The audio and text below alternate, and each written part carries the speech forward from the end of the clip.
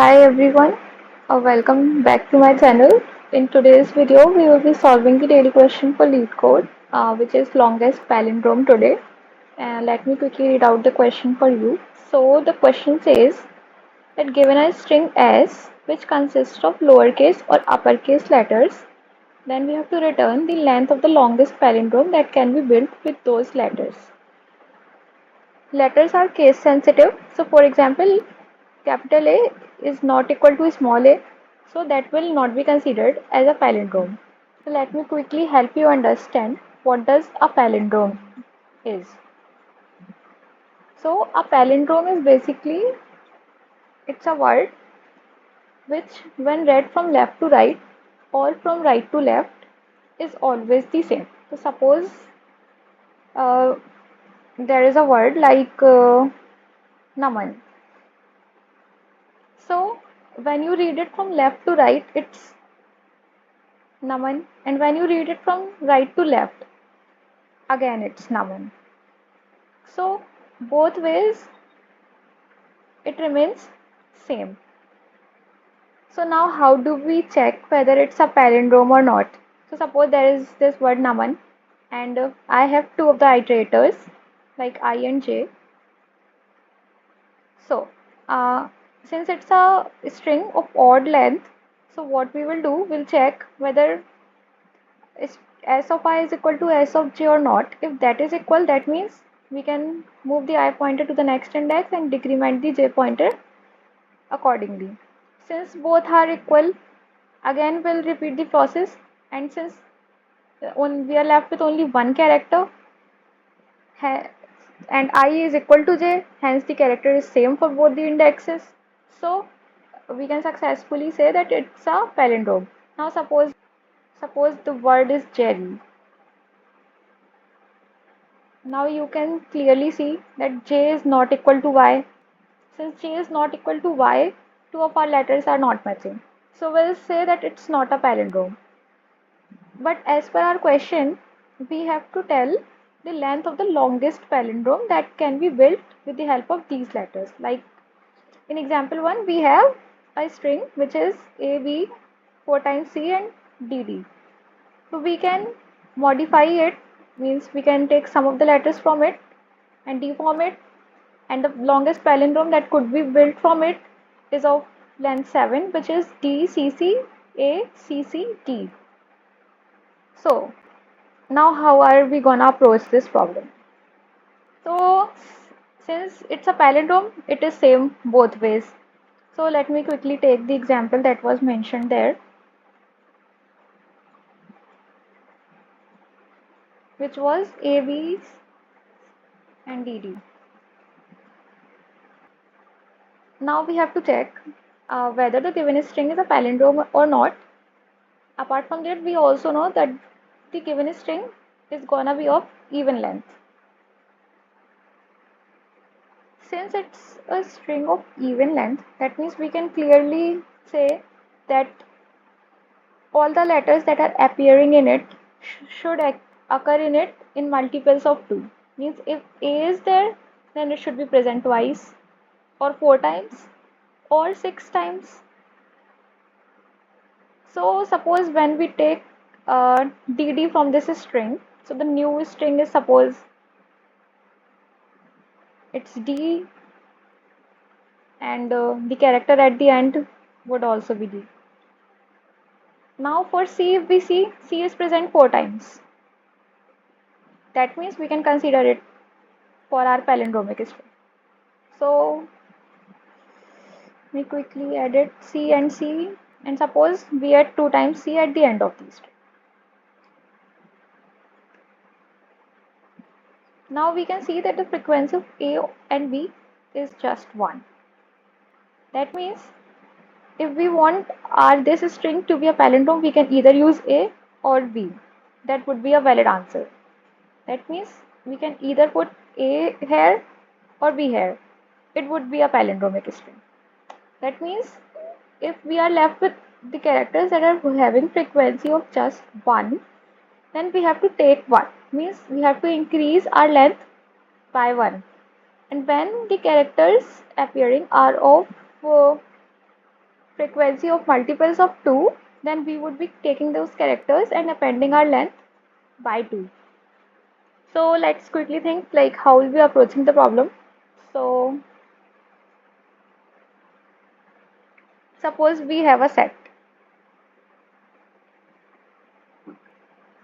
Now we have a set. Initially it's empty. This was our string S. Now we take a pointer like for I is equal to 0 to length of a string and we'll increment it by 1. So in the beginning I is at 0th position.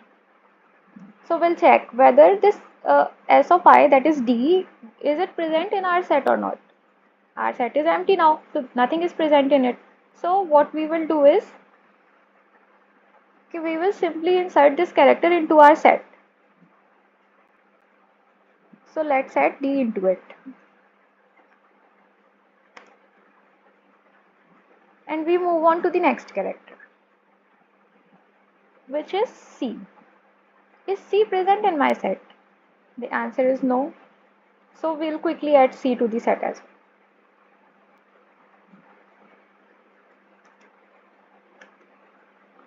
Now we move our pointer. And now the next character that we encountered is C again. So we check, is C is present in my set? So yes, C is already there. That means it could be included in our palindromic string. So suppose we have some answer variable here, which was initially 0. So what we will do is,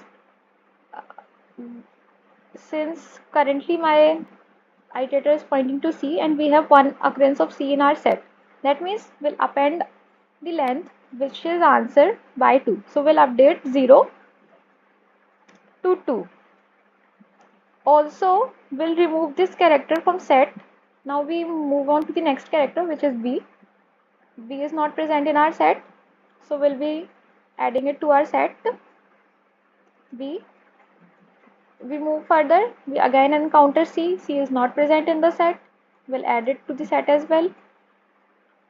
We increment our pointer and now we see that C is, oh, it's again present in the set. So what we'll do is we quickly erase that value from the set and append our answer by 2. So now the updated length becomes 4. 2 plus 2 is 4. Now we reach the end of the string and the last character that we encounter is D.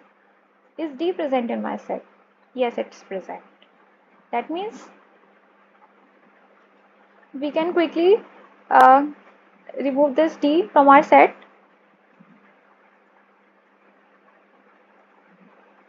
and append the length by 2. Now the new length that we have is 6, but there is still one character left in our set. That if a string, which is a palindrome, is of odd length, then only one character would be occurring once. Till now we were checking for all the characters that were occurring in multiples of 2. That means if our set is not empty, that means there are those values that are occurring only once. So for that condition, we'll be appending our answer by 1 because we can add one character to our palindromic string, considering that the palindromic string would be of odd length. So when we exit the loop, we'll simply return the answer. So in this case, it would be 6 plus 1, 7. And we can quickly check it out here that the answer is 7. And now let me quickly help you with the coding part. So starting from C++, so we'll define a set of characters, let's say letters. And initially the length, which is answer, is equal to 0. So we traverse all the characters from string. Now we check if we have a character in our set. That time what we will do, we'll remove that character from our set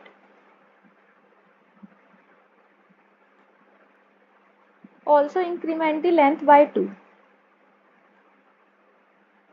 If that character was not present, then we'll simply add that character to our set.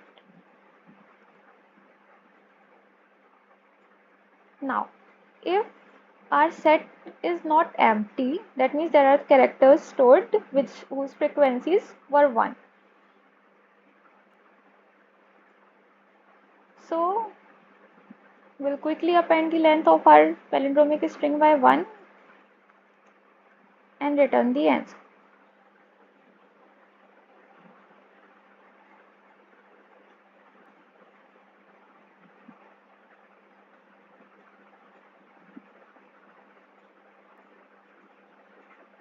Okay, so finally we managed to solve this problem. Let me quickly code it for you in other languages. Moving on to Java. In Java, we define the set as hash set of character type, naming it as letters again, is equal to new hash set.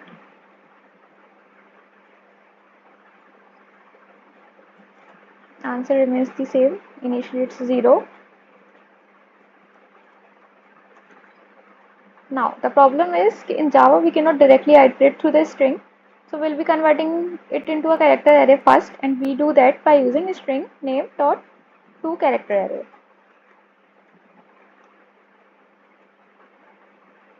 Okay, now we check if our set, that is letters in this case, contains that particular character, then we'll remove it from our set and append our answer by 2. If that letter was not there, then we'll add it to our set.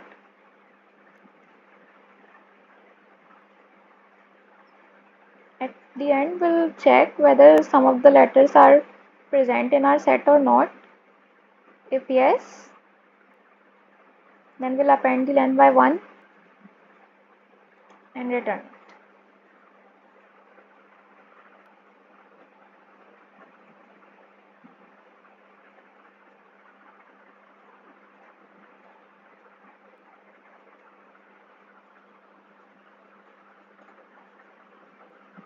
Okay, so let me quickly convert it into C# as well. Okay, so in C#, we basically define the set just similar to Java. There is just one difference. So we'll define it as hash set of char. Again, the name is same, letters is equal to new hash set. Again, we have to specify that it is of char type. And our answer remains same, 0. So in this case, we'll be using a for each loop.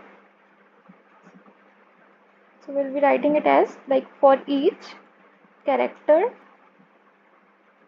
let's say ch, in C# also we'll be converting our string into character array to iterate over it. So we'll be writing s dot to char array. The function is exactly similar to Java, only difference is of the capitalization. So we'll check if our set contains that character or not. If it contains the character, then we'll quickly remove it from the set and append our answer by 2. Else we'll add that character to our set. At the end we check whether our set is empty or not. That means if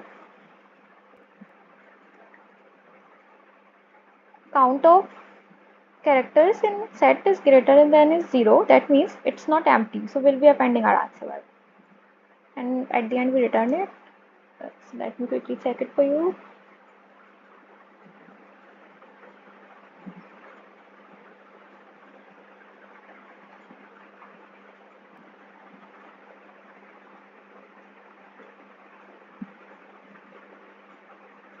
Oh, so lastly, let me quickly convert it into Python. So in Python, we write the name of the set that we want and we specify it by using equal to set. So now we know that set is defined with the name letters. Initially our answer is 0. Now for character in S, if that character is present in our set which is letters, then we'll remove it and append our answer by 2. Else if it's not present, then we'll add it to our set by using letters.add. Now at the end we'll check if letters is empty or not. If letters is not empty, that means we'll write it as if letters, then answer is equal to 1, get an answer.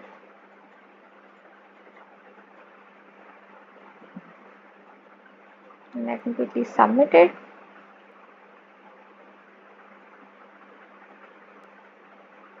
Okay, so that was all for today. If you like the content, then please like the video and subscribe my channel. Thank you.